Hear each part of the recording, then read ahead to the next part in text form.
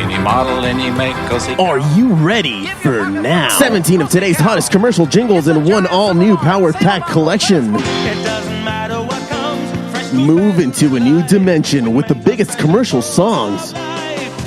Nothing gets to you, staying fresh. Juicy fruit is gonna move ya. Now you can have all your favorite hits right here, right now.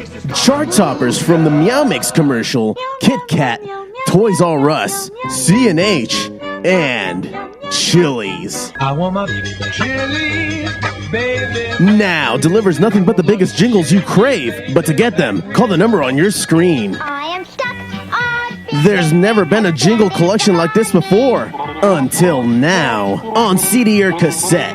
To order, call the number on the screen or set check or money order to the amount showed plus shipping and handling. Must be 18 or older to call. Fine men. All right. Costanza. Do you remember any of those commercials, man? Where do I get that CD? It's like 5 easy payments or some bullshit. Just 5 easy payments of $199.99. That's right. That's a steal. They must be out of their mind. Plus. Well, hopefully you guys are able to jump on this next segment. Josh, you ready for some sports? Yes.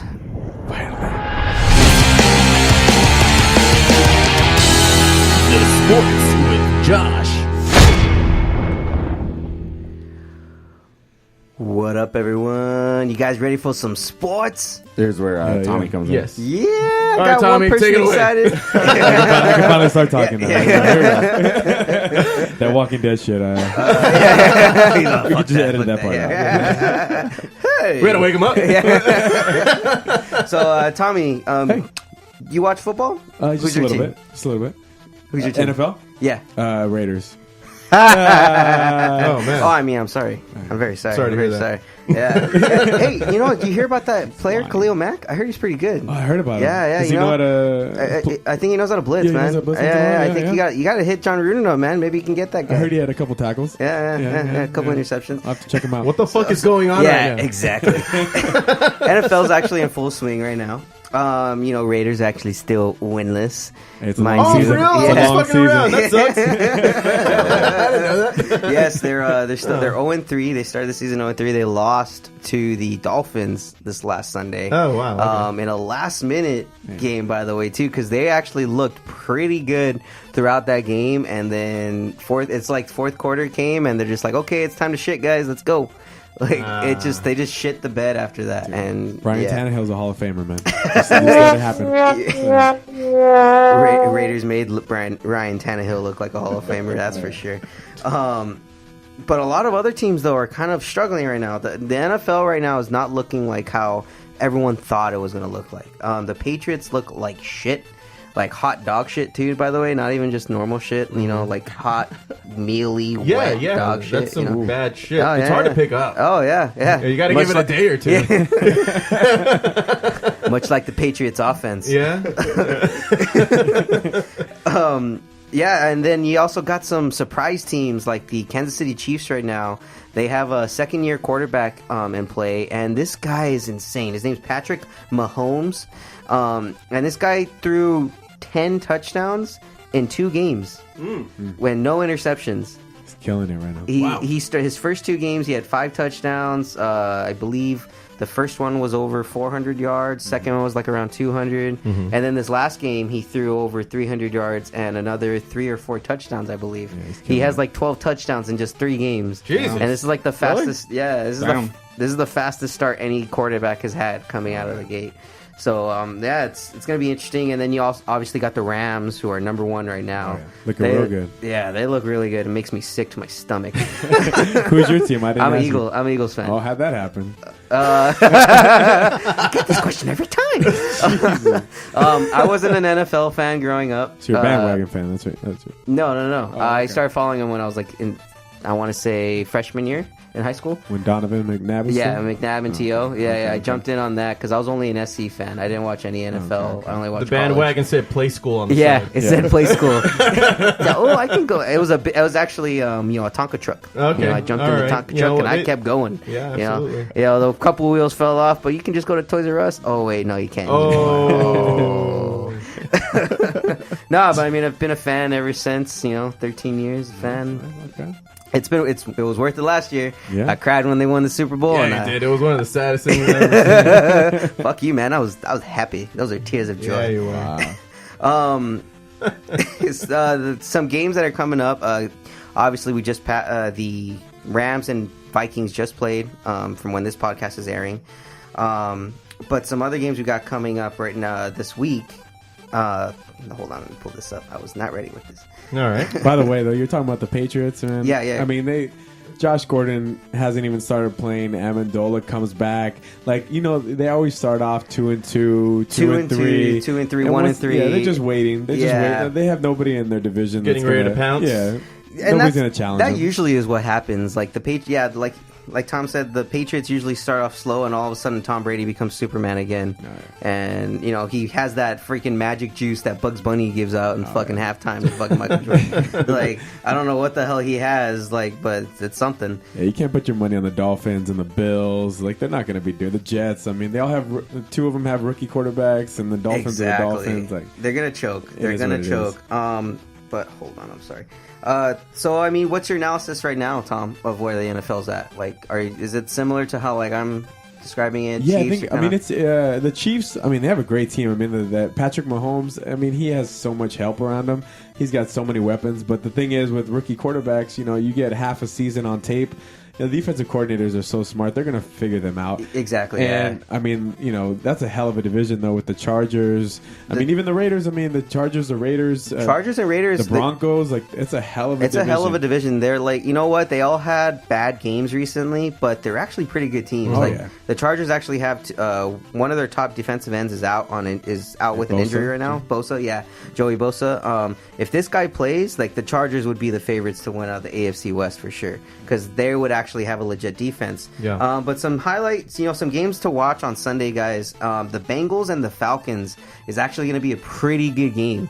The way the Falcons are playing right now it's great. They have two top receivers. They have Julio Jones, but then they have a guy that's pretty much a carbon copy of Julio Jones, a 6'6", 240-pound dude. Okay. With Calvin Ridley, and they both came out Similar of the stats? Similar stat. This, he's a rookie. Calvin Ridley's a rookie, but this last week he put up 300 yards, three touchdowns, and it's only his third game.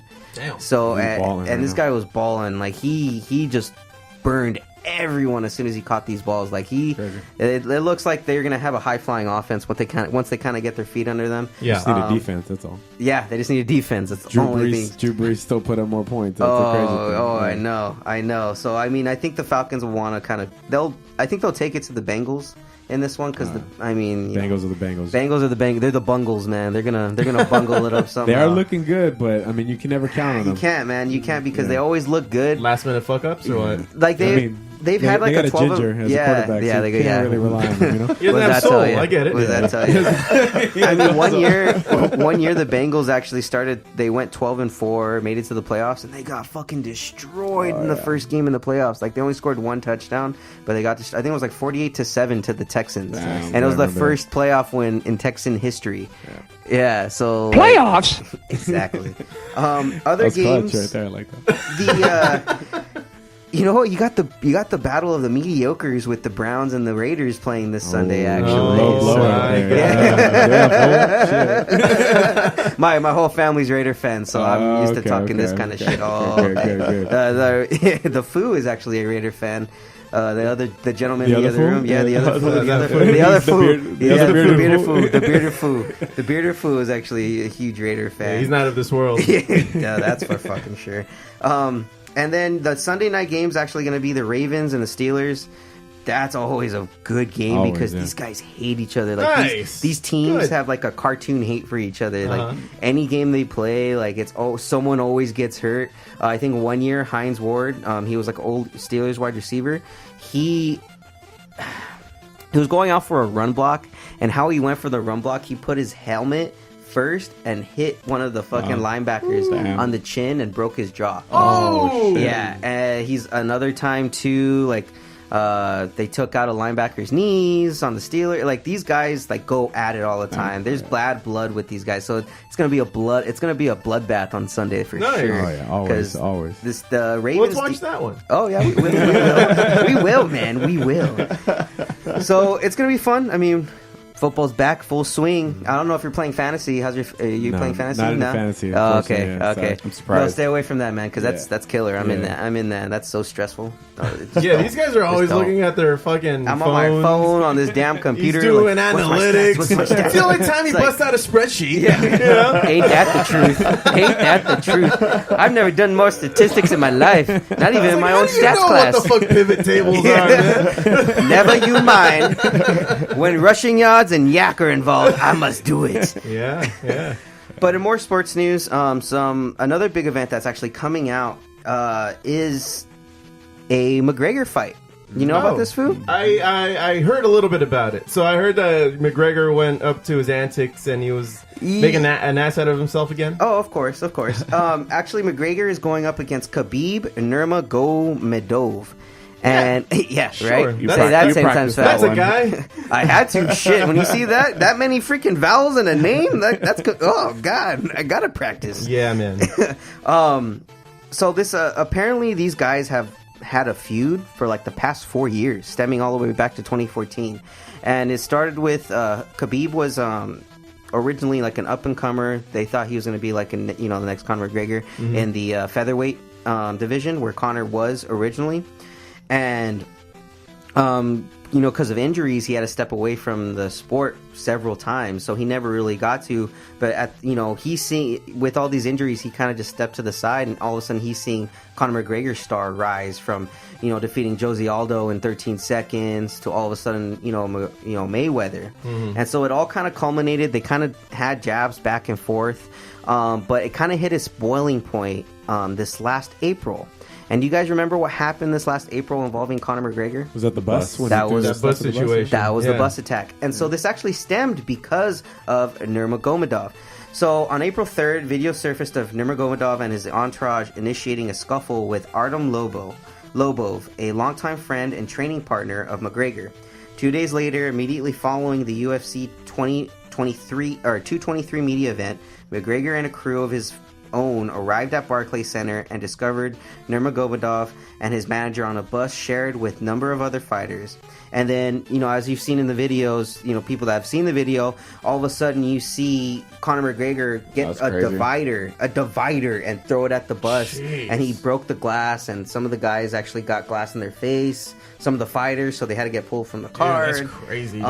People He were went pulling. Did he Yeah, just get like probation or something? he got probation. Yeah, that's all. community service or something? No. He actually went through an appeal. I think it was community service. Yeah. And he had to pay a hefty fine and stuff. And he's on probation right now on parole. But they allowed him back into the event or back into UFC, mind you. And they decided, okay, you know what? Let's finally have this event, because originally he was supposed to fight Khabib a while back, but again, injury happened, so he had to fight someone else. So they said, okay, let's finally get this done. Well, Conor McGregor, like Josie alluded to at the beginning of the this segment, he's up to his old antics again, bothering the other guy. So there was recently a press conference on Dana White's birthday, and Conor McGregor was given to him an Irish whiskey, a 12-year Irish whiskey. That's like a fine whiskey from a fan. And so he stops Dana White in the middle of like his press conference, his speech. He's like, I gotta stop you right here. I need a cup. I need some cups, or else I'm gonna drink this whole bottle straight up. And so like he's like the entire time, like he spends like 5 minutes just asking for a cup, saying like, I'm gonna drink this whole damn bottle if you guys don't give me a goddamn cup. These guys trying to tame me. You can't tame me. None of all this shit. How's Dana responding to all this? He just kind of stands there laughing. like laughing, like just Conor being Conor, like he wasn't being violent. Oh, Conor. Yeah. Oh, you. And so then he kind of goes into like talking about like us Irish and this whiskey. Oh, you can't take whiskey away from the Irish or some shit. So then all of a sudden he pours himself a glass and then he pours Dana a glass, saying, "Oh, you know my boss man, happy birthday, boss man. Here you go, have a shot. Hey, you know what, Khabib, yeah." So he pours Khabib a shot. Khabib's trying to talk because he was just asked a question by a reporter. So he's talking while Connor's doing all this shit. Yeah, he's so being interrupted. Yeah, he's being interrupted. So then he's just like, "I don't drink," and he's like, "What the fuck?" He's like, I don't drink. No, and I'm trying to talk here, and he's just like, "What the fuck? You know what? Fuck you, you motherfucker. I'm gonna